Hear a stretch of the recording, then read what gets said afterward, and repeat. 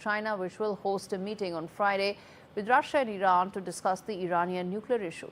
The deputy foreign ministers from these countries are set to attend. The meeting will follow a closed-door session of the UN Security Council in New York also on Friday, which will address Iran's growing uranium stockpiles approaching weapons-grade levels. The U.S. withdrew from the landmark nuclear deal with Iran during Trump's first term, which had placed limits on Iran's nuclear program in exchange for sanctions relief.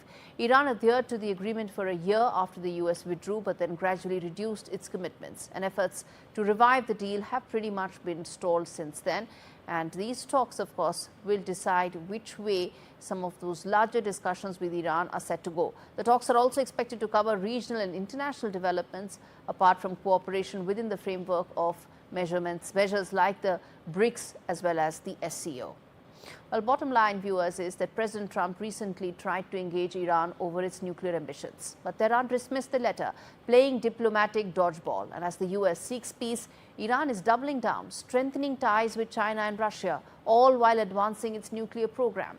Now the trio is meeting in Beijing, flexing muscles in the vital Strait of Hormuz after joint naval drills. With Russia reliant on Iran for drones and China bypassing sanctions to buy oil, they're really locked in some sort of a dangerous but very close alliance. As Iran digs in, the US and Israel warn that this nuclear standoff could potentially start the next big global crisis.